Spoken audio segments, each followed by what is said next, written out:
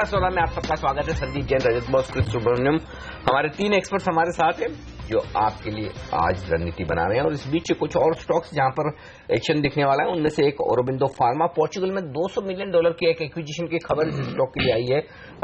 इसके वायदा कारोबार के ट्रेड्स पर एक राय ली जाए। क्रिस, क्या कहेंगे आप, क्या कुछ खरीदारी या बिकवाली का मौका दिखता है औरोबिंदो फार्मा में? जी, ब्रॉडली अगर आप देखें तो ये एक डिस्ट्रीब्यूशन पैटर्न है। और अगर हम यहाँ पर अगर हम एक डेली चार्ट भी देखें, एक मामूली से एक हेड एंड शोल्डर पैटर्न जो नॉर्मली एक बेरिश पैटर्न होता है, मतलब मेरा मानना है कि शायद यहाँ पर एक मौका मिले तो एक बार शायद बिकवाली करके चले थे। यहाँ पर 700 अगर 800 के आसपास मौका मिले तो एक बार बिकवाली करके चले। नियर टर्म अगर सपोर्ट देखें तो 200 DMA के आसपास ऑलमोस्ट अप्रोच कर रहा है। और नियर टर्म इसका जो टारगेट लग रहा है फिलहाल 760। तो आई थिंक थोड़ा कॉशियस अप्रोच रखनी चाहिए। हो सकता है यहाँ से करेक्शन और कंटिन्यू करे और 760 तक अप्रोच करे। आज नंबर्स के लिहाज से अंबुजा की तो हमने बात करी, लेकिन डॉक्टर पैथ लैब्स के नंबर्स भी आ जाएंगे। संदीप, एक्सपेक्टेशंस ये की जा रही हैं कि नंबर्स अच्छे आएंगे, क्योंकि पिछले कुछ दिनों में हम सब जानते हैं मलेरिया, चिकनगुनिया ने बहुत लोगों को सताया है और इस तरह की लैब्स को उसका फायदा मिला है। ये बताइए, क्या खरीदेंगे अगर अच्छे नंबर्स आते हैं, और इस पर क्या कॉल है आपका?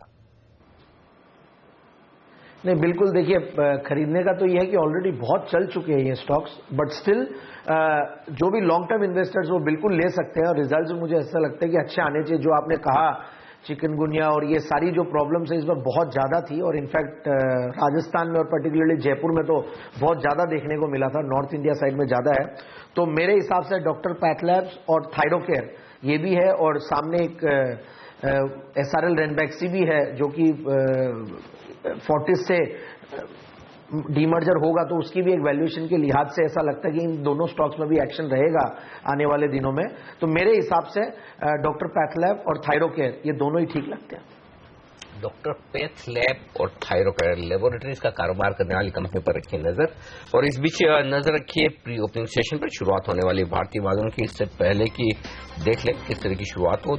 एशियाई बाजारों का हाल ढीला ही है। शंघाई फिर से रिकवर कर गया, देखिए 1% मजबूत है। हालांकि हांगकांग अभी भी थोड़ा नीचे है। तो चीन के बाजार थोड़े ऊपर आते हुए दिख रहे। तो मेटल्स के लिए चीन से थोड़ा संकेत मिलता है, तो उतने बुरे नहीं शायद। ओके, बाकी सारे बाजार लाल निशान में, और SGX निफ्टी इसी वजह से आपको दिखेगा लाल निशान में। रुपए पर नजर रखेंगे हम, और जो रुपए का 66.71 पर हमने कल क्लोज होते देखा करेंसी मार्केट को 66.71 पे। देखते हैं आज डॉलर थोड़ा सा कमजोर हुआ, उसका कुछ फायदा हमारे करेंसी मार्केट्स को मिलता है यानी। तो ये एक अहम ओपनिंग होगी। चलिए शुरुआत करते हैं भारतीय बाजारों की प्री ओपनिंग सेशन में। पहली टिक आपकी स्क्रीन पर आती हुई सेंसेक्स और निफ्टी पर 15 अंक ऊपर दिख रहा है सेंसेक्स और 8 अंक नीचे दिख रहा है निफ्टी। तो सेटल होने देते हैं। ल्यूपिन 7% नीचे, भारतीय इंफ्राटेल 6% नीचे, एलेंटिक 2% नीचे। ये कुछ एक स्टॉक है जो बड़े उतार चढ़ाव शुरुआती पहली टिक में दिखा रहे हैं। सेटल होंगे थोड़ी देर में। आइडिया 2% ऊपर है, भेल थोड़ा मजबूत दिख रहा है 1-1.5% ऊपर। लेकिन फिलहाल निफ्टी के स्टॉक्स में जो कुछ इंटरेस्टिंग खबरें हैं वो तो एक तो है हीरो मोटोकॉर्प में 6,63,000 यूनिट्स बेची हैं, तो वो देखेंगे वो स्टॉक किस तरह का प्रदर्शन करता है। रुपया खुल चुका है इस वक्त 66-72, शांत शुरुआत वही कल के लेवल के आसपास, कोई बड़ा उतार चढ़ाव नहीं। तो करेंसी मार्केट में शुरुआत एकदम कल के लेवल के आसपास होती हुई दिख रही है। देखेंगे करेंसी मार्केट शांत खुलने के बाद किस तरह के संकेत देता है। अगर करेंसी मार्केट से फिर एक संकेत लेना तो भारतीय बाजारों की भी शुरुआत शांत होनी चाहिए। शायद 40 पॉइंट नीचे ना हो, लेकिन अगर 40 पॉइंट नीचे खुल जाए हेमंत, 45 पॉइंट का मतलब होगा 8,460 है ना। 8,505 पर हम कल क्लोज में, वो लेवल बहुत इंटरेस्टिंग होगा। शायद एक बार की शॉर्ट पोजीशन काटने के लिए तो शायद सही होगा। और गैप से ओपनिंग मिल जाए, देखते हैं थोड़ी देर में पता चलेगा प्री ओपनिंग सेशन में हम इतना कमजोर खुलते हैं या थोड़ा बेहतर। बिल्कुल, मंदी वाले ने काफी पैसे बनाए हैं, और अगर कवर करें तो अच्छा ही है। थोड़ी शॉर्ट कवरिंग भी देखने को मिलेगी। लेकिन आज इंपॉर्टेंट रहने वाला है बैंक निफ्टी, क्योंकि इसकी वीकली एक्सपायरी है। वीकली एक्सपायरी में बैंक निफ्टी में सेकेंड हाफ में काफी अच्छा परफॉर्मेंस देखने को मिला है पहले कई बार में। लेकिन देखिए आप कौन से वो स्टॉक्स हैं अच्छा प्रदर्शन दिखा रहे हैं आज। ऑटो स्टॉक्स स्टोरी तो दरअसल यही रही है जिसने भारतीय बाजारों में लोगों को पैसा बनाकर दिया है। आप देखिए हीरो मोटोकॉर्प मजबूत खुल रहा है। अच्छा, एक बार नजर से देखें तो लगता है हीरो मोटोकॉर्प ने बहुत अच्छा परफॉर्मेंस नहीं दिया है।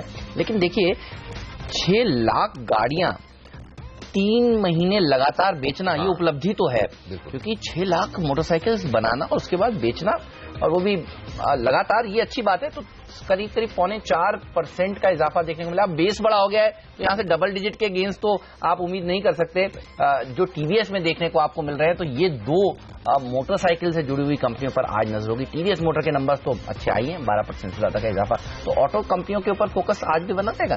बिल्कुल ऑटो कंपनियों पर फोकस रहना चाहिए और टीवीएस और hero MotoCorp two wheeler stocks ये ज्यादा एक्शन में रह सकते हैं। और इस बीच आप देखिए प्री ओपनिंग सेशन में अंबुजा सीमेंट मामूली सी कमजोरी के साथ खुलने के संकेत दे रहा है। कोई खास कमजोरी तो नहीं है, थोड़ी सी कमजोरी। इनफैक्ट कोई बड़ा उतार चढ़ाव शुरुआती कारोबार में दिख नहीं रहा है। तो देखेंगे कि किस तरह की ओपनिंग आज स्टॉक्स में देखने को मिलती है। फिलहाल 15 अंक नीचे सेंसेक्स और 6 अंक नीचे।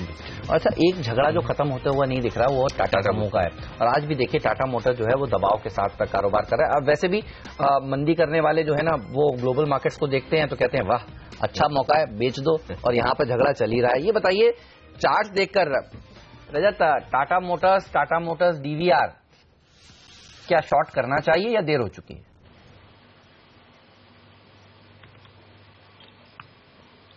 मुझको तो ये लग रहा है कि आप काफी देर कर चुके हैं। अभी कल जो लेवल पे बंद दिया था वो एक मूविंग एवरेज के ऊपर ही बंद दिया है, 89 डे मूविंग एवरेज। यहाँ से अभी आज के दिन देखना पड़ेगा कि इसके नीचे मतलब एक पर्टिकुलर लेवल है 515 का टाटा मोटर्स के लिए, उसके नीचे अगर सस्टेन कर जाए तब देखिए ये नीचे जाएगा 509, 504, ये दोनों लेवल तो दिख रहे हैं सामने। बट बात यह है कि ऐसी स्ट्रॉन्ग सपोर्ट एरिया में आप बेचेंगे, इस लेवल पे बेचेंगे तो कभी भी शॉर्ट कवरिंग आएगा तो ट्रैप हो सकता है। तो इसीलिए मैं कहूंगा कि इसमें अगर आपने ना बेचे, थोड़ा सा कोई रिकवरी आए उसके बाद में बेचे तो अच्छा रहेगा। जहां तक टाटा मोटर्स डीवीआर का सवाल है, ये कल का लो के नीचे रहे, 333 के नीचे रहने से फिर आपको 330 का एक सपोर्ट है, वो टूटने से ये अपना 200 डे मूविंग एवरेज 314.5 पे है, वहां तक जाने की पॉसिबिलिटीज है। दोनों में अगर आप पूछेंगे कि technically which chart is looking weaker, slightly slightly greater weakness is found in Tata Motors DVR chart. Okay, इस बीच टाटा ग्रुप को लेकर एक बड़ी एक्सक्लूसिव खबर आपकी स्क्रीन पर फ्लैश होती हुई दिख रही है, खासतौर से टाटा मोटर्स को लेकर, क्योंकि टाटा मोटर्स के कुछ डायरेक्टर्स ये मानते हैं कि साइरस मिस्त्री को इस तरह से बाहर करना ठीक नहीं है। और उनका ये भी कहना है कि ये सारे डिसीजंस जो लिए गए हैं वो सोच समझ कर लिए गए ना, अकेले साइरस मिस्त्री के ये डिसीजंस नहीं है। और ये डिसीजंस जो लिए हैं टाटा मोटर्स के पक्ष में लिए। और ये बात हेमंत काफी हद तक सही भी है। देखिए जिस तरह से जेएलआर की परफॉर्मेंस इतनी शानदार हुई है पूरे ग्लोबल, अच्छा जेएलआर तो पूरा ग्लोबल है मामला जी, और ग्लोबल मार्केट्स के हालात इतने खराब है, इकोनॉमी सब खराब है, उसके बावजूद जेएलआर की इतनी बड़ी परफॉर्मेंस, तो कुछ क्रेडिट तो आप टाटा साइरस मिस्त्री को देंगे। और आप देखिए इस बार के जो नंबर्स आए हैं, इनको तो अभी निकाला गया पिछले हफ्ते, लेकिन जो नंबर्स आए हैं जिन्होंने नई गाड़ियां भारत में भी लॉन्च करी हैं उसमें क्या बढ़िया ट्रैक्शन देखने को मिल रहा है। तो टाटा मोटर का वो फैसला कि नैनो को नाम बजा रहा बताइए, एफ क्या है नाम मेरे को, ओके तो बड़ी इंटरेस्टिंग गाड़ी है उन्होंने। हाँ बिल्कुल, लेकिन इसमें एक चीज जो है अगर नेगेटिव देखना तो नेगेटिव में एक चीज है मन दिख रही है, वो ये कि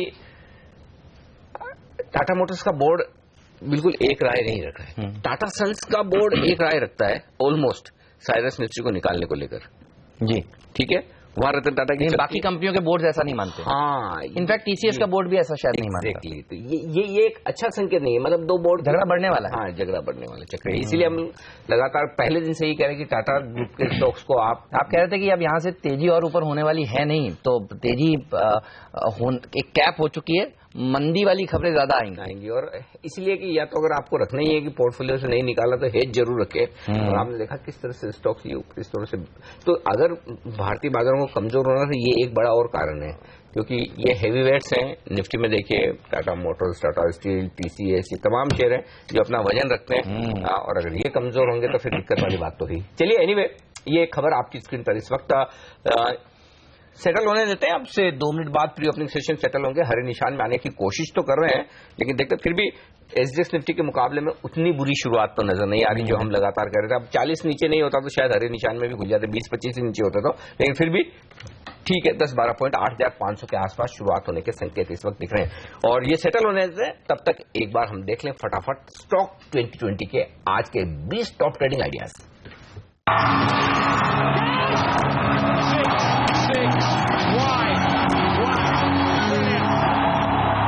पूरी टीम आपके सामने है। प्रीमियर एक्सक्लूसिव बेहतरीन नतीजे दिए, इसलिए खरीदारी सलाह, लेकिन टीसीएस काफी वीक होता दिख रहा है, चार्ट पे बिकवाली करके चले।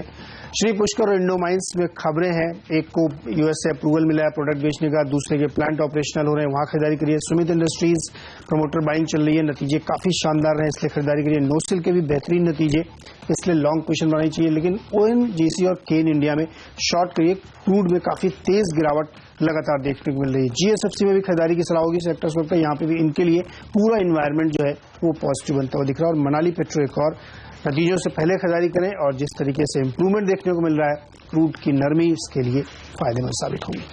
कच्चे तेल के बेस्ड ही देखिए थीम आज हमारे सिलेक्टर्स ने चुना है। कच्चे तेल में जो ओवरनाइट गिरावट देखने को मिली ओपेक की बैठक से पहले, जो कच्चे तेल में दबाव देखने की बातें हो रही हैं, बीपीसीएल एचपीसीएल को उसका फायदा मिलने वाला है। बर्जर पेंट पर भी आपकी नजर होनी चाहिए, आज नतीजे अच्छे आने की उम्मीद की जा रही है। और फेस्टिवल सीजन के जो आंकड़े जुड़कर आए अक्टूबर की सेल्स के, वो टीवीएस मोटर के जबरदस्त आए हैं, 12% से ज्यादा की ग्रोथ इन्होंने दिखाई है, तो आज यहां पर होगी तेजी। और अब देखिए अनिश्चितता जो बन रही है ग्लोबल मार्केट्स में, खास तौर पर यूएस के इलेक्शंस के चलते, जिसके चलते आप देखिए लोग सोना खरीद रहे हैं और सोना एक महीने के हाईस पर पहुंच गया है, तो मन्नापुरम जनरल फाइनेंस के लिए अच्छी खबर मानी जाएगी। 2 दिनों की बैठक आज से शुरू हो रही है जीएसटी की, और ऑल कार्गो लॉजिस्टिक्स के लिए एक अच्छी बात यह भी है कि अगले हफ्ते सोमवार को बायबैक के ऊपर एक बैठक होने वाली है इनके बोर्ड की, तो यहां पर रखिए नजर। सोने से जुड़ी हुई एक और थीम, डेक्कन गोल्ड माइन जैसी कंपनियों पर रखिए नजर। यहां पर कुछ बड़े फंड्स की तरफ से, इन्वेस्टर्स की तरफ से खरीदारी होती हुई दिख रही है। आज इसके नतीजे आएंगे, तो नतीजे आने दे, देख लें और उसके बाद यहां पर तेजी करें। गीतांजलि जेम्स में भी एक अच्छी रैली आज के दिन देखने को मिल सकती है, और कल टाइटन के नंबर्स भी अच्छे आने की बात हो रही है। थंगामाइल ज्वेलरीज के नंबर्स आज आने वाले, तो ज्वेलरी सेक्टर पर रखिएगा नजर। और रखिए नजर डॉक्टर लाल पैथ लैब्स पर भी, 100% एबिटा में ग्रोथ देखने को मिलेगी। जबरदस्त परफॉर्मेंस इस बार डॉक्टर लाल पैथ लैब्स के नतीजे दिखाने वाले, आज आएंगे इसके नंबर।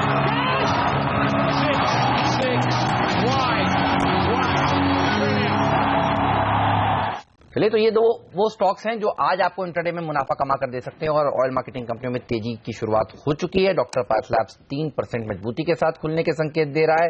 केमिकल कंपनियां जिस पर नीरज के सिलेक्टर्स की नजर थी, नोसिल देखिए, मनाली पेट्रो देखिए, 2% की मजबूती के साथ खुलने के संकेत दे रहे हैं। लेकिन एसजीएक्स निफ्टी ठीक 8,500 के करीब खुलने के संकेत दे रहा है, तो इंपॉर्टेंट होगा अब यहां खुलने के बाद बाजार बढ़ते हैं या फिर गिरते हैं।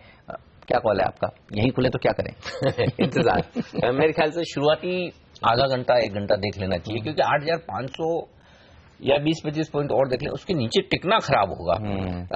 तो शुरुआत होने के बाद किसको डर ज्यादा है, शॉर्ट कवरिंग करने वालों को या तेजी की पोजीशन वालों को, वो देखना इंटरेस्टिंग होगा, क्योंकि ये लेवल बहुत अहमियत वाला है 8,500 का। अब तक 3 बार हमने इसे होल्ड किया है, उम्मीद करें कि 8,500 होल्ड हो, थोड़ी शॉर्ट कवरिंग हो। हाँ, लेकिन ये जरूर है कि 8,550, 8,575 शायद उसके पार निकलने में मुश्किल आती हुई दिखे उसको। अच्छा, इस बीच प्री ओपनिंग सेशन में हेमंत, प्रीमियर एक्सप्लोजिव ये स्टॉक 5.5% मजबूत दिख रहा है। कल बाजार बंद होने के बाद इसने शानदार नतीजे पेश किए। इसके चार्ट पर एक राय ली जाए, रजत, अगर चार्ट देखकर आप बता सकते पाए, प्रीमियर एक्सप्लोजिव जो 5.5% मजबूत है, 393 रुपए, क्या कोई ट्रेड करना चाहिए या अवॉइड करें?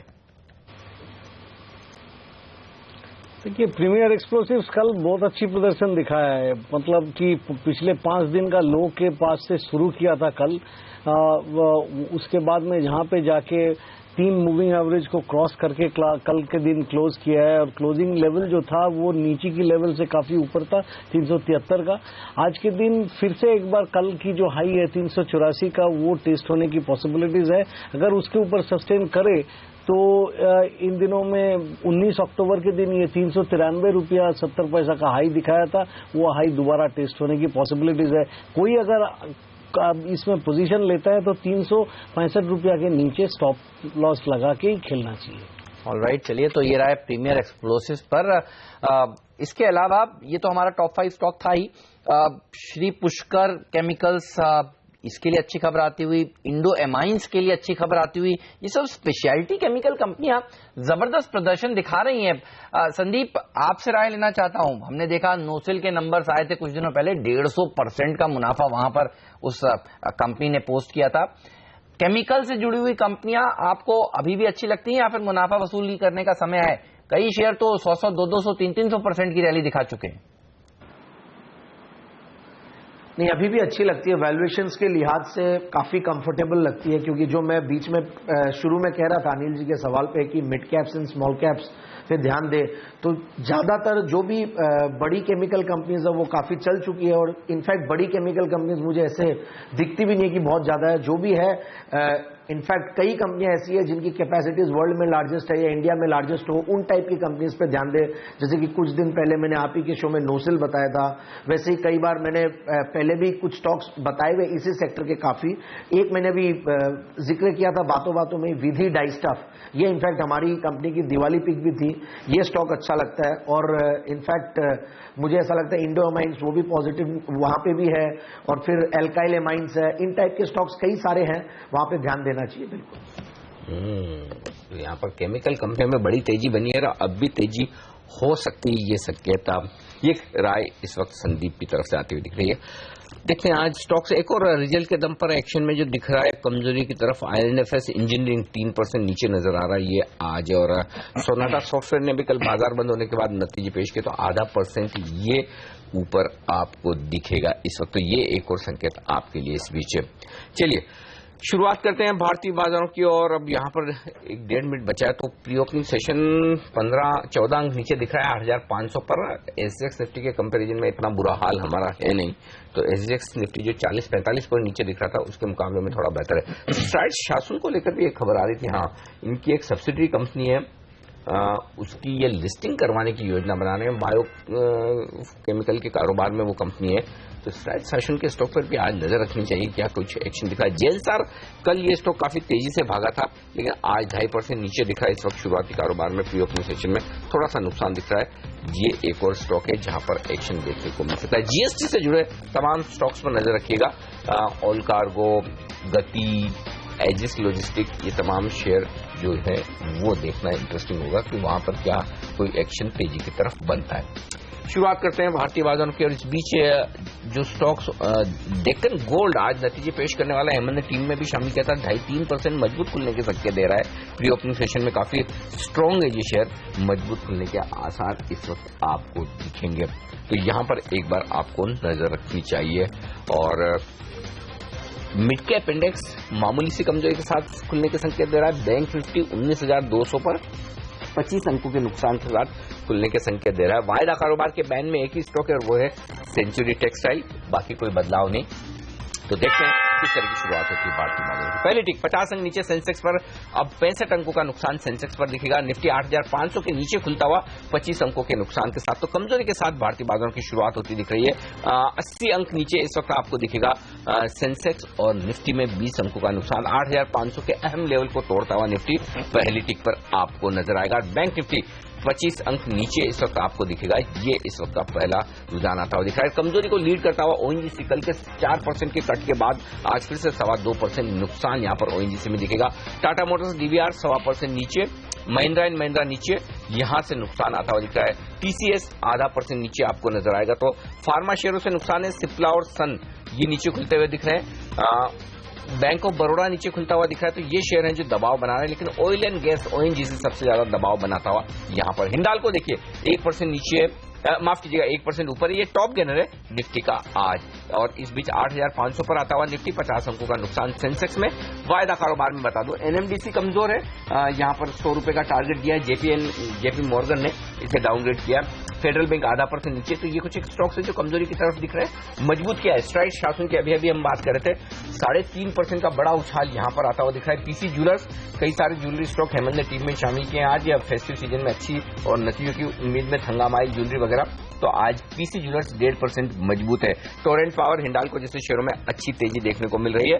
NMDC 1.5% नीचे है, वोल्टास 1.5% नीचे, और इस बीच हेमंत मैं आपको सौंपता हूं आगे का भार, क्योंकि मिड कैप इंडेक्स और बैंक निफ्टी को मैं हरे निशान में ले आया हूं। बिल्कुल, मिड कैप इंडेक्स को आप हरे निशान में ले आए हैं, और आप देखिए ICICI बैंक, ये वो ऐसा बैंक निफ्टी का बड़ा कंपोनेंट है और इसके ऊपर आपकी नजर होनी चाहिए। आज देखिए 0.5% की मजबूती के साथ इसने शुरुआत करी है, तो ये एक अच्छी खबर, और अगर ये और मजबूत होता है तो बैंक निफ्टी भी फिर हरे निशान में आएगा और आज एक्सपायरी भी है वीकली। लेकिन आप देखिए हिंडाल्को, ये वो स्टॉक है जो हमारे एक्सपर्ट रजत भी कह रहे थे खरीदारी करनी चाहिए, उनके पोर्टफोलियो में है, डिस्क्लोजर भी दिया था। जेपी मॉर्गन ने देखिए अपना टारगेट 170 से बढ़ाकर 190 किया है, तो 170 अभी अचीव नहीं हुआ, 190 कर दिया है ऊपर का टारगेट। बाजार को पसंद आ रही है बात और इसलिए तेजी होती हुई। वेदांता का टारगेट भी इंक्रीज किया गया है 220 से बढ़ाकर 255। वेदांता भी देखिए आधे % की मजबूती के साथ खुला है। आइशर मोटर अच्छी तेजी आज भी दिखा रहा है, तो जिनको अच्छे क्वालिटी के स्टॉक्स अगर खरीदने हैं देखिए वो ऐसे बाजार को अपॉर्चुनिटी के तौर पर ले रहे हैं और यहां पर खरीदारी हो रही है, ये इस पर नजर होनी चाहिए। आइडिया में उछाल, डॉक्टर रेड्डी, औरोबिंदो फार्मा जैसे स्टॉक्स में उछाल देखने को मिल रहा है आज के सत्र में। छोटे मझौले शेयर जिसकी हम बात कर रहे थे, आप देखिए इंडो अमाइंस खुलाई 20% की अपर सर्विस पर है। श्री पुष्कर 8% की तेजी यहां पर दिखा रहा है। डेक्कन गोल्ड माइन 6% मजबूती के साथ खुला है। आज इसके नंबर्स आने वाले हैं। कल भी हमारी टीम में वैसे डेक्कन गोल्ड माइन शामिल था, कल अच्छा प्रदर्शन नहीं दिखाया था, आज देखिए अच्छी तेजी दिखा रहा है। डॉक्टर लाल पैथलैब, उम्मीद है 100% ग्रोथ देखने को मिलेगी। एबिटा में जबरदस्त नंबर्स आएंगे और उससे पहले अब देखिए यहां पर तेजी होती हुई। गीतांजलि जेम्स में तेजी हो रही है। तो ज्वेलरी शेयर, थंगामाइल ज्वेलरी के नंबर्स आ जाने वाले, यहां पर मजबूती है। जहां जहां होप है कि आज खबरें अच्छी आएंगी वहां पर तेजी हो रही है। बर्जर पेंट देखिए नतीजा आज पेश करने वाला है, वहां पर तेजी, और लॉजिस्टिक स्टॉक्स में भी मजबूती के साथ कारोबार। और इसी उम्मीद में कि हो सकता है 2 दिनों की बैठक जो आज से शुरू होने वाली है जीएसटी के ऊपर, जीएसटी काउंसिल की, उसमें कुछ सहमति बने दरों को लेकर। गति, स्नोमैन, ऑल कार्गो, आप नाम लीजिए लॉजिस्टिक्स कंपनियों का, और वो मजबूत हैं। और ऑयल मार्केटिंग कंपनियां भी देखिए मजबूत हैं। एचपी, बीपी, आईओसी अच्छी तेजी दिखा रहे हैं आज के दिन में। तो ऐसा नहीं है कि बायर्स गायब है, बायर्स आ रहे हैं जहां जहां, लेकिन उम्मीद है अच्छी खबरों। तो सबसे पहले तो बॉस को बधाई दी जाए, बिल्कुल, क्योंकि हिंडाल्को कमजोर बाजार में भी उनका पोर्टफोलियो स्टॉक मजबूत है। रजत, हिंडाल्को तेज है, आज के बाजार में निफ्टी पे टॉप देना, तो आपके तो बाजार ऊपर जाए नीचे जाए, आपकी एनएवी तो ऊपर ही बढ़ती है, आपकी तो पोर्टफोलियो की वैल्यू बढ़ी रही, देख लीजिए आज भी। देखिए अनिल जी, ये हिंडाल्को और वेदांता दोनों मैंने 100 के नीचे लिया था। अभी फिलहाल ये लेवल पे मैं खरीदारी नहीं कर रहा हूँ। अभी इस लेवल पे क्या करना वो नहीं पूछूंगा रजत, फिर तो ये बताइए 100 के नीचे दोनों लिए तो बेचेंगे कब आप? अभी इतना जल्दी हम बेचते नहीं है। हम यहाँ पे आपकी चैनल पे आके शॉर्ट टर्म का कॉल देता हूँ, लेकिन मैं एक वैल्यू इन्वेस्टर हूँ और उसी के चलते हम अभी आपको एक मेरा जो पीक है उसके बारे में बता सकता हूँ। श्रीराम ईपीसी, उसका चार्ट देख के मुझको बहुत अच्छा लग रहा है। अभी 26-27 रुपये का है, ये 70 रुपया तक जाने की उम्मीद है। खुलासा ये कर देना चाहिए कि मैंने ये दिवाली पीक के चलते अपना क्लाइंटों को दिया है, तो इसी तरीके से स्टॉक उठाने के लिए। लेकिन इस लेवल पे मैं कहूंगा कि 235 से 245 इसके बीच में आप देखिएगा वेदांता में कुछ प्रॉफिट बुकिंग आने की पॉसिबिलिटीज है, जबकि आप लोग 255 का कोई टारगेट दिया है उसके बात कर रहे हैं, बट वो इसी लेवल पे उसमें कुछ बिकवाली की संभावना है। अभी अगर बाइंग अपॉर्चुनिटीज है तो सीमेंट शेयर में कुछ बाइंग अपॉर्चुनिटीज दिख रहे हैं, क्योंकि अंबुजा जो है वो 235 से 233 के बीच में सपोर्ट है और 246 के ऊपर में ये सस्टेन कर जाए तो इसमें अच्छी खरीदारी की गुंजाइश है। और देखिए श्रीराम ईपीसी का भाव इस समय, रजत ने जब बोलना शुरू किया था तब वॉल्यूम्स बहुत कम थे, और अब आप देखिए ये शेयर करीब करीब 15%, जी हाँ 15% मजबूती के साथ ट्रेड कर रहा है। 2% ऊपर था जब रजत ने बात करनी शुरू करी। तो रजत के फॉलोअर्स यहां पर खरीदारी करते हुए दिख रहे हैं और ये शेयर लगता है अगर इसी स्पीड से बढ़ेगा तो फिर 20% इसके लिए दूर नहीं है। मैं ये कह रहा हूं, देखिए मार्केट रिकवर कर रहा है, मिड कैप्स में तेजी देखने को मिल रही है, बैंक निफ्टी रिकवर कर चुका है, आईसीआईसीआई बैंक ने अच्छी शुरुआत कर दी है, और आप देखिए ये वो स्टॉक्स हैं जो सुबह मिड कैप 2020 में सुझाए गए थे, क्या जबरदस्त प्रदर्शन दिखा रहा है। हेमंत ने सुबह ही कहा कि आप तो देखिए तमाम ज्वेलरी स्टॉक्स पर नजर रखिए, क्या भाग रहे गीतांजलि, थंगामाइल, ऑल कार्गो, यानी कि लॉजिस्टिक स्टॉक्स पर नजर रखिए। और यहाँ तो 7 तारीख को बोनस है ना इसमें, बायबैक माफ कीजिएगा, बायबैक पर भी विचार होना है। और ये देखिए 20% ऊपर है नीरज का स्टॉक इंडो अमाइंस इस बाजार में। प्रीमियर एक्सप्लोजिव तेजी होती दिख रही है, एक्सप्लोड कर रहा है ये शेयर। श्री पुष्कर केमिकल 7% मजबूत। तो स्टॉक 2020 वो शो है जहां आपको 20 बेहतरीन ट्रेडिंग आइडियाज मिलते हैं, बाजार कैसा भी रहे कुछ भी हो। लेकिन इस बीच एक स्टॉक जो मजबूत होता दिख रहा है, थोड़ा हरे निशान में आ रहा है, मजबूत तो क्या, वो है अंबुजा सीमेंट। आज नतीजों से पहले तो अगर शॉर्ट करना है तो कौन सा लेवल सही है क्रिस सुब्रमण्यम से पूछने, बताएं सर किन लेवल्स के आसपास मंदी करनी चाहिए इस स्टॉक में? जी, मेरा तो मानना है यहाँ पर मंदी करनी नहीं चाहिए, क्योंकि ऑलरेडी हमने जबरदस्त करेक्शन देखा। आई थिंक 265 से वहां से लगातार, और अभी एक 200 डीएमए के आसपास भी आने की तैयारी पे 235 के आसपास, और एसीसी के वीक नतीजे के बाद इसमें और फर्दर गिरावट देखें तो मेरा मानना है कि शायद एक शॉर्ट कवरिंग रैली, अगर नतीजे बहुत ही एक्सपेक्टेशन से खराब आए तो बात अलग है, लेकिन मेरा फिर भी मुझे लग रहा है डाउन साइड काफी रेस्ट्रिक्टेड है, और मेरा मानना है कि शायद अगर 235 पे आसपास मिले तो शायद एक रिवर्स कॉल यानी कि बाई कॉल भी ले सकते हैं। तो आई थिंक करंट लेवल पे आई थिंक शॉर्ट करना काफी रिस्की हो सकता है। लग गया अपर सर्किट श्रीराम ईपीसी में। तो रजत देखिए, आज तो अब इससे ऊपर जा नहीं सकता, अपर सर्किट लग चुका है इसमें। आपने कहा था खरीदारी करनी चाहिए, जिन लोगों ने खरीदा वो अब मजे कर रहे हैं सीएनबीसी आवाज देखकर। ये बताइए कोई और ऐसा स्टॉक जो आपको पसंद है? अब आप एक एक करके अपने स्टॉक बताना शुरू करिए। देखिए, क्योंकि हिंडाल्को आपने बताया सबसे अच्छा प्रदर्शन दिखा रहा है, अब ये भी 20% का अपर सर्किट लग गया। कोई और शेयर जिस पर नजर हो आपकी? इस तरीके का शेयर तो अभी एक ही था, आपको दे चुके हैं। तो मेरा मुश्किल ये रह गया कि आपकी चैनल पे और अपना क्लाइंटों को दिलाने के पहले मैं खरीदता नहीं हूं, क्योंकि उससे भी कभी पूछने लग जाएगा कि मैंने पहले लिया है, बाद में लोगों को दिला रहे। ये सब हम नहीं करना चाहते, तो हमारा कॉस्ट thोड़ा बढ़ जाएगा इसमें। बट हम जानते हैं कि इसमें काफी दूर लंबा चलने वाले हैं। तो क्या है आपका, कब तक होल्ड करेंगे इसे? अगर देखिए, एक साल में मैं मानता हूं कि ये 70 रुपया तक पहुंचा देगा। तो यहाँ से 100% से ज्यादा की तेजी यहाँ देखने को मिलेगी। बिल्कुल, श्रीराम ईपीसी 20%। गजब। अच्छा, मिड कैप इंडेक्स देखिए 0.5% ऊपर होता हुआ दिख रहा है, यहाँ पर अच्छी तेजी बनती हुई दिख रही है मंत। और एक और स्टॉक जो बड़ा एक्शन में आ रहा है 3 दिनों 4 दिनों की पिटाई के बाद, वो है भारत फाइनेंशियल इंक्लूजन। मैंने इसलिए चुना है इस स्टॉक को। देखिए, जो ये हाई बीटा स्टॉक होंगे सारे एनबीएफसी, गिरते तो बड़ी तेजी से गिरते हैं, लेकिन बढ़ने में भी सबसे पहले यही आगे रहते हैं। तो क्या कोई मौका दिख रहा है संदीप इन तमाम एनबीएफसी या हाउसिंग फाइनेंस कंपनी वाले शेयरों में? अगर हाँ, तो आपको क्या पसंद है?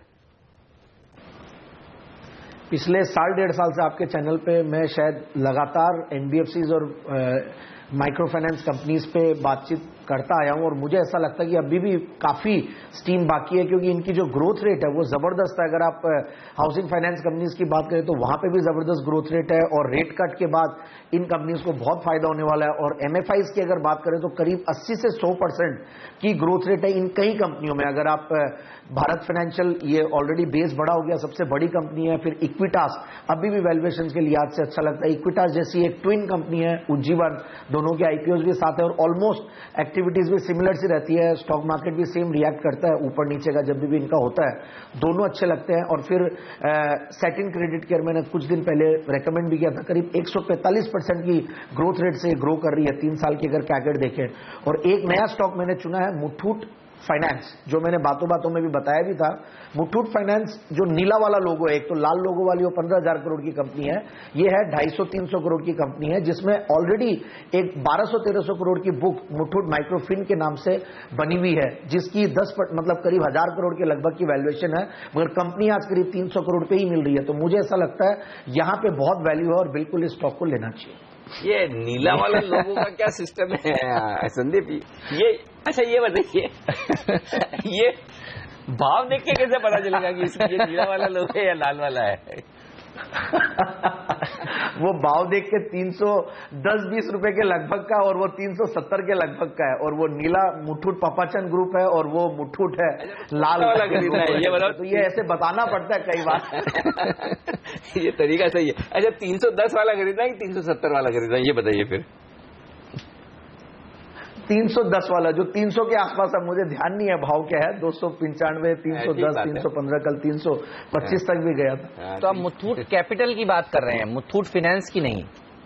बिल्कुल बिल्कुल, मैं समझ गया। मुथूट कैपिटल, बिल्कुल मुथूट कैपिटल की बात। तो मुथूट कैपिटल की बात कर रहे हैं हम, ये शेयर पर नजर रखिए। देखिए अब ये शेयर 4-4.5% की मजबूती दिखा रहा है। आज मिड कैप शेयरों के लिए बहुत बढ़िया दिन है और आप देखिए अब इस शेयर में भी तेजी बननी शुरू हो रही है, इस पर रखिएगा नजर। लेकिन एक सेक्टर है जो अच्छा प्रदर्शन आज नहीं दिखा रहा और वो है डोनाल्ड ट्रंप का सबसे ज्यादा जिस सेक्टर को डर है, आईटी। विप्रो, इन्फोसिस, कोई रिकवरी नहीं है, दबाव में आज भी फिर से। देखिए मैं भी एक्चुअली वो सोच ही रहा था कि सुबह सुबह कमेंट्री में मिस कर गया आईटी को नेगेटिव डालने के लिए। लेकिन हाँ, एक स्टॉक पे नजर रखनी है हेमंत, वो है डिश टीवी। संदीप आपसे राय भी लूंगा इस पर। डिश टीवी 1% कमजोर है लेकिन ओपन इंटरेस्ट में 4% की बढ़त है। हाईएस्ट ओपन इंटरेस्ट गेनर है डिश टीवी आज और 18 लाख शेयर नए जुड़े। एक्चुअली जीएसटी को लेकर हेमंत हम लोग जो बात करते हैं कई बार सीधे सीधे सामने लॉजिस्टिक शेयर सामने आते नजर जी, लेकिन जीएसटी का एक बड़ा बेनिफिट हो सकता है डिश टीवी बिल्कुल है, क्योंकि अभी इनकी इफेक्टिव टैक्स रेट आती है 15% सर्विस टैक्स, 10% वो आपके दूसरे चार्जेस, फिर एंटरटेनमेंट टैक्स, ये मिलाकर 36% तक पहुंचता है। समझिए 22% भी रेट हुई, तब भी इसके लिए आराम से 10% के मार्जिन बढ़ते हैं और ये बड़ा बेनिफिशियरी हो सकता है डिश टीवी के लिए अगर रेट नीचे आती है। तो ये बहुत ही जबरदस्त एक री रेटिंग वाला कैंडिडेट हो सकता है बिल्कुल। और कुछ बड़े ब्रोकरेजेस हाउसेस मैं देख रहा था इसी थीम के ऊपर इस शेयर को 100 रुपए से ऊपर के लेवल्स बता रहे हैं। तो ये स्टॉक आज आपके फोकस पे रहना इसलिए भी चाहिए क्योंकि देखिए आज ही वो दिन है जब जीएसटी की बैठक शुरू होने वाली है। जीएसटी के ऊपर सरकार जिस तरह से काम कर रही है वो मैं आपको बताना चाहता हूं। पिछली बैठक में देखिए सहमति बन गई कि 4 स्लैब्स में रेट आएंगी, 6, 12, 18, 26 और इस बैठक में माना जा रहा है कि एक सहमति बन जाएंगी कि रेट क्या होगी और सिंटैक्स लगेगा या नहीं लगेगा, जो कि आईटीसी के लिए प्रभावित होगा। और उसके बाद 9 और 10 नवंबर को चौथी बैठक है और इसी महीने संसद के सत्र में वो नया खाका तैयार हो जाएगा जीएसटी का। तो इस महीने जीएसटी के लिए सबसे इंपॉर्टेंट महीना माना जा रहा है। बिल्कुल। तो ये पूरा जो इवेंट कैलेंडर हेमंत ने बताया, यानी कि इस महीने आपके लिए सब कुछ सामने आ जाएगा। और हो सकता है ये 2 दिनों की जो बैठक है आज और कल की, बहुत संभावना है। सरकार पिछली बैठक में भी कोशिश कर रही थी कि रेट पर सहमति बन जाए। संदीप, इसी पर एक सवाल लेना चाहता हूं डिश टीवी पे आपसे। फर्ज करें अगर डिश रेट 18% तो ठीक है, चलिए तो ड्रीम रेट है कि 18% हो गए तो इससे तो बढ़िया कोई बात हो नहीं सकती। 20% भी हो या 22 तक भी हो, तब भी डिश टीवी के लिए कितना बड़ा फायदे की बात हो सकती है?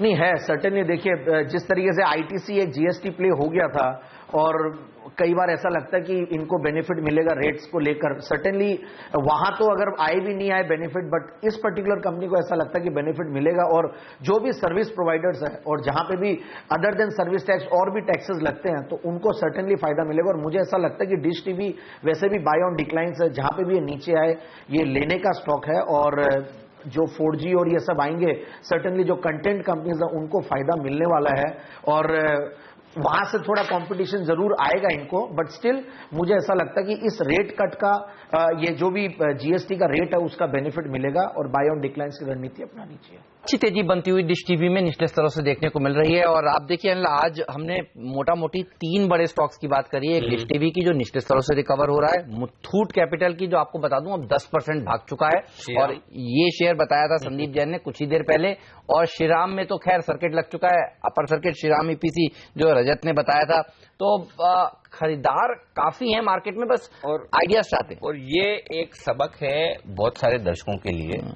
सबक इसलिए कह रहा हूं हेमंत कि बहुत सारे लोग हैं ना, वो क्या करते हैं कि म्यूट कर देते हैं। हाँ, म्यूट करके देखते हैं कि भाई ठीक है ना, कुछ ना कुछ तो लिखा हुआ आएगा। अब लिखा हुआ तो हम काफी कुछ लिखा हुआ बताते हैं, लेकिन अचानक से रजत को आइडिया आ गया कि श्रीराम एपीसी लेना चाहिए, जो आके सीधे बोल रहे हैं, तो वो थोड़ी हम लिखा हुआ बता सकते हैं, जो उनकी पहले की कॉल्स हैं। इसलिए सिर्फ म्यूट मत रखिए, सुनिए भी क्या कह रहे हैं। 2 मिनट बाद तो आपको पता चलेगा ही। हमारे प्रोड्यूसर साहब ने लिख के बता दिया कि श्रीराम एपीसी खरीदने की उनकी राय, लेकिन वो जो 2 मिनट पहले जिन्होंने ट्रेड किया जी हाँ, उनको सबसे पहले उनको फायदा, फास्टेस्ट फिंगर्स फर्स्ट। तो रजत ये बताइए, अब मुथूट कैपिटल चार्ट देखकर यहाँ पर लोग तो देखिए खरीदारी कर रहे हैं इस समय सीएनबीसी आवाज पर जिस तरह से बताया गया है संदीप द्वारा, और ऊपर जा सकता है। और कितना टारगेट आप देना चाहेंगे शेयर के लिए चार्ट देखकर? देखिए मुथूट कैपिटल में एक ड्रीम रन हुआ है कुछ दिनों पहले। अभी इसमें जो टारगेट जो आ रहा है प्रोजेक्शन करके वो ऊपर में 370 का टारगेट आ रहा है। उसी टारगेट के आसपास पहुंचने के बाद में कुछ प्रॉफिट बुकिंग उम्मीद कीजिए, और वो प्रॉफिट बुकिंग होने के बाद में कंसोलिडेट करके जब ऊपर जाएगा तब आप फिर से खरीदारी कर सकते हैं। फिलहाल अगर कोई पोजीशन ले रहे तो इसमें थोड़ा वॉलेटिलिटी ज्यादा है बोल के 275 के नीचे स्टॉप लगा के बाई कीजिएगा, और इसमें इंट्राडे ट्रेड मत कीजिए, इंट्राडे ट्रेड करने लायक स्टॉक नहीं है। तो खैर कर भी नहीं सकते, क्यों? क्योंकि 328 रुपए 65 पैसे का भाव है, और बाय द वे ये भी अपर सर्किट है। तो पिछले 15 मिनटों में दो स्टॉक्स दोनों एक्सपर्ट्स द्वारा बताए गए और मौके पूरे थे, दोनों में अपर सर्किट लगते हुए। देख लो स्क्रीन पर तेजी हो रही है, इसीलिए मैं कह रहा हूं कि भाई सुनिए सिर्फ म्यूट पे मत रखिए। अगर लगता है कि भाई आप स्क्रीन के सामने बैठे हैं, बहुत सारी चीजें सुननी होती है, फोन होता है, तो थोड़ा वॉल्यूम कम कर लीजिए, लेकिन वॉल्यूम रखिए। वॉल्यूम रखने के फायदे आप तो सामने दिख रहे हैं। काम करें, रजत कह रहे थे अभी तो उनको कोई और आइडिया इस समय दिख नहीं रहा है। संदीप, आपकी तरफ से एक और आइडिया हो जाए फिर। देखिए, क्योंकि मिड कैप इंडेक्स में मैं आपको बता दूं जो जबरदस्त तेजी देखने को मिल रही है, और आप कह रहे थे आप मिड कैप इंडेक्स को हरे निशान में लाए हैं, और हम कह रहे थे कि बैंक निफ्टी को लाने की हम कोशिश करते हैं। आप देखिए ये भी डेज हाई पर पहुंच गया है। तो बाजार खुला जरूर 8,500 के नीचे, लेकिन निचले स्तरों से जहां खुला वहां पर एक रिकवरी के संकेत दिख रहे हैं। सेंसेक्स और निफ्टी भी हरे निशान में आने की कोशिश करते हैं, और कई दिनों बाद आप तो थे नहीं, मैं देख रहा था एडवांस डिक्लाइन रेशियो बहुत खराब होता था। एक बढ़ने वाले शेयर के सामने 7 गिरने वाले शेयर, 6 गिरने वाले शेयर, और आज देखिए एक गिरने वाले शेयर के सामने 3 से ज्यादा बढ़ने वाले शेयर। तो क्रेडिट आपको भी। हाँ, एक्चुअली है ना हेमंत, वो उस समय जब आप छुट्टी पे थे, मार्केट गिरा, तो लोग कहते थे कि हेमंत जी को बुलाइए, मंदी हो रही है। अच्छा, 2 दिनों से मुझे ट्विटर पे मैसेज आ रहे हैं, हमसे ही पूछ रहे थे लोग एनर्जी कब आएंगे। 2 दिन छुट्टी है, तो लेकिन ये मार्केट भाई पहले जो बढ़ रहा है इनकी मर्जी से बढ़ रहा है, मेरा हेमंत का कोई कंट्रीब्यूशन नहीं। हमें जो लगा वो हमने बताया कि एक रिकवरी होनी चाहिए। लेकिन एक और स्टॉक जो जाने से पहले हम डिस्कस कर ले, वो है टाइटन। टाइटन के अगर आप बता सके रिजल्ट कब आने, कल ही नंबर से और जबरदस्त नंबर आएंगे, ये उम्मीद लगाई। बस तो ये स्टॉक का फटाफट देखिए। संदीप, मैं आपसे राय लूंगा इस पर, और मैंने क्यों पकड़ा है टाइटन को। 1% मजबूत है स्टॉक, और ओपन इंटरेस्ट बिल्डअप होना शुरू हो गया। मुझे उन स्टॉक्स में मजा आता है आइडेंटिफाई करने में जहां ओपन इंटरेस्ट बढ़ता हुआ नजर आए रिजल्ट से पहले किसी भी तरफ। और आप देखिए टाइटन में ओपन इंटरेस्ट 1.5% बढ़ गया, यानी कि लगभग 1.5 लाख शेयर नए जुड़े हैं इस वक्त टाइटन के काउंटर पे। तो क्या रिजल्ट के पहले एक खरीदारी का मौका है? बताएं संदीप, क्या करना चाहिए टाइटन में? नहीं, बिल्कुल खरीदारी का मौका है। मुझे ऐसा लगता है कि अनिल जी, ये जिस तरीके से ये जो ब्लैक मनी व्हाइट मनी का एक खौफ पैदा हुआ है इकोनॉमी में, और आईडीएस के आसपास जब हुआ था, और जिस तरीके से अब हर चीजों में डिस्क्लोजर की जरूरत पड़ने लगी है, तो इस बार जो एक ब्लैक मनी के साथ जो बाइंग होती थी इस पर्टिकुलर लग्जरी सेगमेंट में, वो काफी कम हुई है। और इन टाइप की कंपनी जो ऑलरेडी गवर्नेंस के साथ बहुत बड़ा काम कर रही है, मैं ये नहीं कह रहा कि बाकी लोग गवर्नेंस के साथ काम नहीं कर रही है, बट ये सर्टन है कि ये कंपनी गवर्नेंस के साथ काम कर रही थी, और इसको बहुत बड़ा बेनिफिट मिलने वाला है, फेस्टिव डिमांड का बेनिफिट मिलने वाला है। और ओवरऑल भी मुझे ऐसा लगता है कि रिस्क रिवॉर्ड रेशियो के लिहाज से भी इस स्टॉक में अब अच्छा लगने लगा है, डाउनसाइड बहुत ज्यादा लगती नहीं है, तो बिल्कुल बाइंग करनी चाहिए। और रिजल्ट्स मेरे हिसाब से ठीक ठाक अगर नहीं भी आते हैं और आ भी जाएं तो भी कोई बुराई नहीं है, और इसको बाइंग करना चाहिए लॉन्ग टर्म के हिसाब से।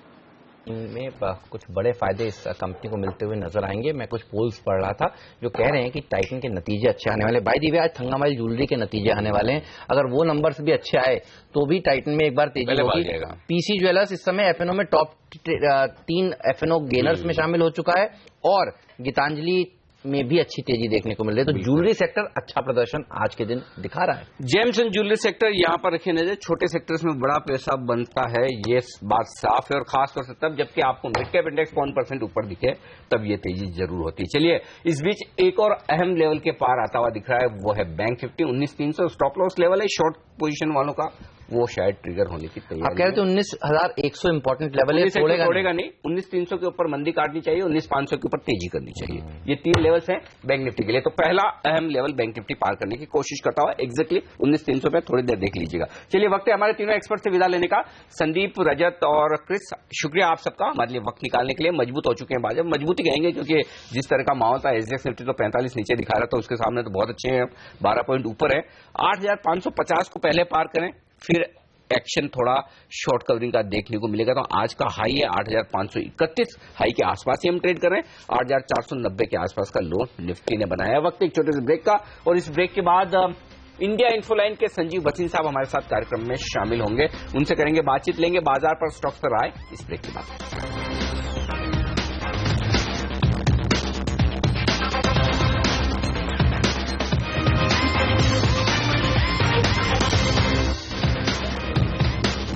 पैंतीस अंक ऊपर है सेंसेक्स, 15 अंक ऊपर निफ्टी दिन के हाई पॉइंट के आसपास कारोबार करता हुआ दिखा है। लेकिन आज का स्टॉक परफॉर्मर है तो मिड कैप इंडेक्स 0.5% का बड़ा उछाल 125 अंक ऊपर आपको नजर आएगा। और बैंक निफ्टी देखिए 85 अंक ऊपर 0.5% की तेजी बनती हुई दिख रही है। और हम ये कह रहे थे कि सेंसेक्स निफ्टी की तेजी को लीड अगर कोई करेगा तो वो बैंकिंग शेयर करेंगे और वहीं से लीडरशिप आती हुई दिख रही है। लेकिन ब्रॉडर मार्केट को लीड करने का काम मिड कैप शेयर कर रहे हैं। 1200 शेयर मजबूत है आज सुबह सुबह और सिर्फ 300 शेयर कमजोर। तो बड़े दिनों बाद इतनी शानदार मार्केट ब्रेड पॉजिटिव साइड पर दिखी है। और इसका मतलब ये कि 8500 को तोड़ने की जल्दबाजी में नहीं है, अनलेस कि आपको कोई अब बड़े नए नेगेटिव ट्रिगर आते दिखे, अदरवाइज 8500 शायद हम न तोड़े। लेकिन इस बीच हमारे साथ एक ऐसे एक्सपर्ट शामिल हो रहे हैं जिन्होंने सबसे पहले आपको आगाह किया जब निफ्टी 8800 8900 की रेंज में था, बेच दीजिए, निकल जाइए, मौका मिलेगा आपको नीचे खरीदारी करने का। लेकिन वो खरीदारी का मौका क्या 8500 पर आ चुका है या थोड़ा और इंतजार करना चाहिए, ये जानने की कोशिश करते हैं। हमारे साथ इंडिया इन्फोलाइन के संजीव भसीन साहब कार्यक्रम में शामिल हो रहे हैं। भसीन साहब, स्वागत है आपका सीएनबीसी आवाज पर।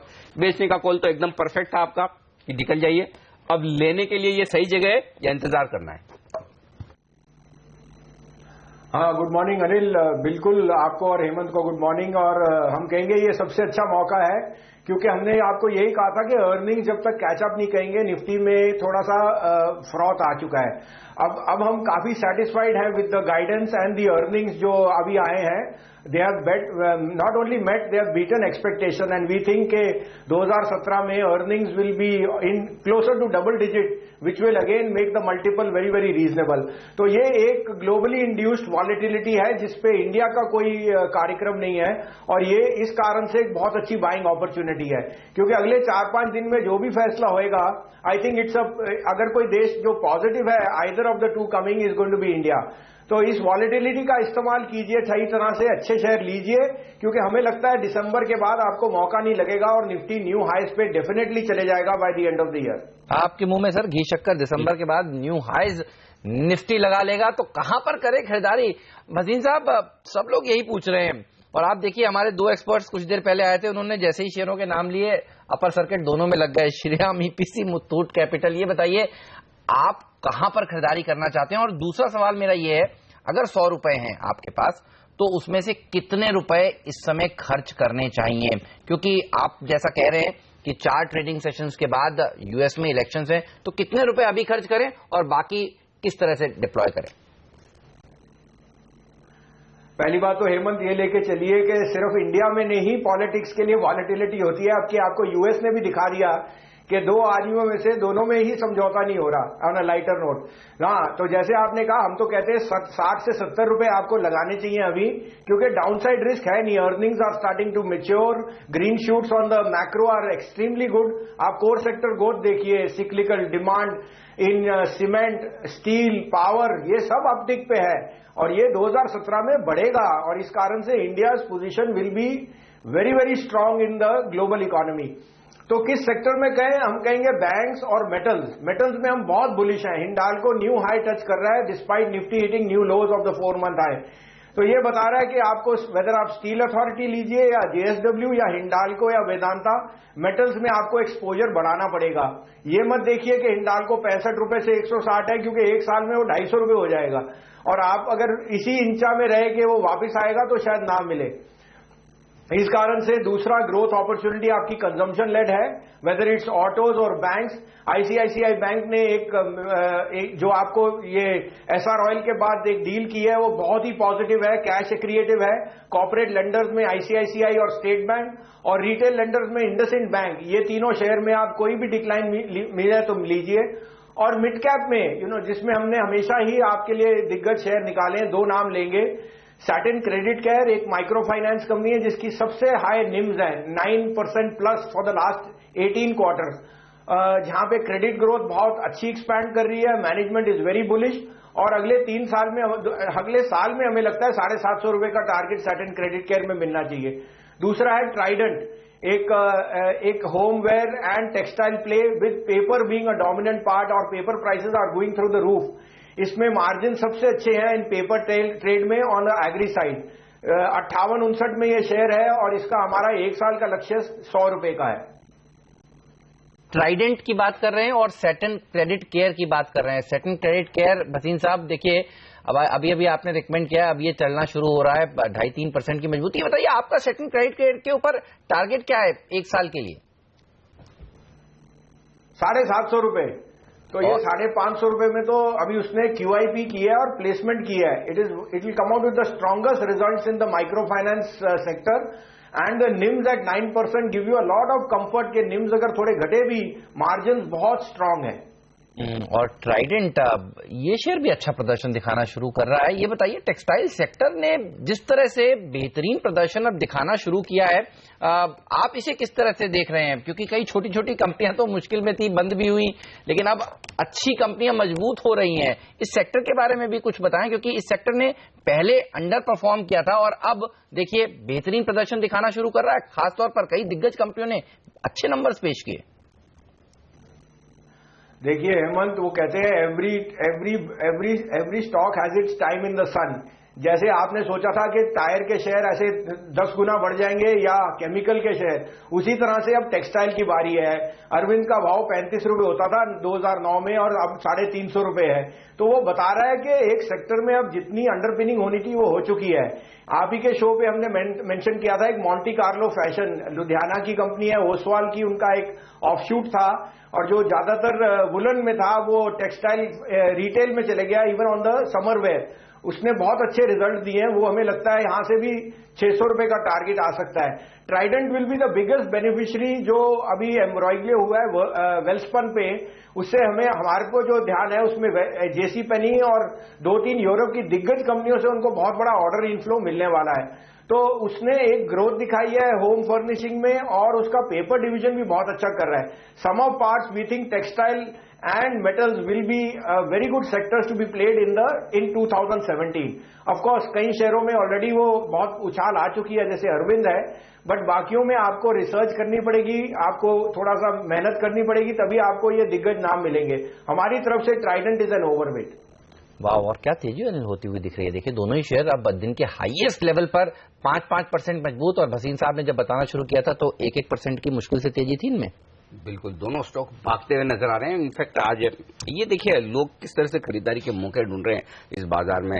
Shriram EPC, Muthoot capital finance, उसके बाद ये 2 स्टॉक तो कैश मार्केट के स्टॉक्स में रिकमेंडेशन आने की देर है, स्टॉक्स दौड़ लगाना शुरू करते हैं। शुक्रिया भसीन साहब आपका हमारे लिए वक्त निकालने के लिए और तमाम सेक्टर स्टॉक्स पर अपनी राय देने के लिए। वक्त एक ब्रेक का, इस ब्रेक के बाद लौटेंगे, बात करेंगे HRBV क्लाइंट सॉल्यूशंस के चीफ एग्जीक्यूटिव TS हरिहर से।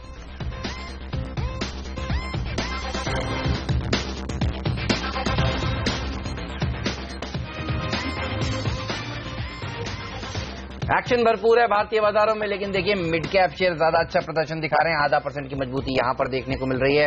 इंडो एमाइंस जिस कंपनी में देखिए खबरें आई हैं, वहां पर क्या तेजी देखने को मिल रही है। 10 प्रोडक्ट्स को यूएस में बेचने की मंजूरी पर 20% का अपर सर्किट। श्री पुष्कर के नंबर, श्री पुष्कर के 2 यूनिट शुरू होने की खबरों पर 15% की तेजी। मुथूट कैपिटल सुझाया कुछ देर पहले संदीप जैन ने, और संदीप जैन ने विधि डाइस भी सुझाया, 7% मजबूत है विधि डाइज। अच्छी तेजी देखने को मिल रही है छोटे मझौले शेयरों में। साफ तौर पर कुछ ही देर पहले भसीन साहब कह रहे थे कि ट्राइडेंट खरीदिए, सैटन केयर खरीदिए, और यहां पर भी देखिए क्या जबरदस्त तेजी देखने को मिल रही है। बिल्कुल, तो ये कैश मार्केट के स्टॉक्स बड़ी तेज दौड़ लगाते हुए नजर आ रहे हैं इस वक्त, इन पर नजर आप जरूर रखिए। इस बीच हमारे साथ HRBV क्लाइंट सॉल्यूशंस के चीफ एग्जीक्यूटिव TS हरिहर साहब कार्यक्रम में शामिल हो चुके हैं। हरिहर साहब, स्वागत है आपका CNBC आवाज पर। बड़ी इवेंट है यूएस के इलेक्शन की, जिसका रिजल्ट अगले हफ्ते आएगा, तो ऐसे में उससे पहले क्या रणनीति रखें बाजार में?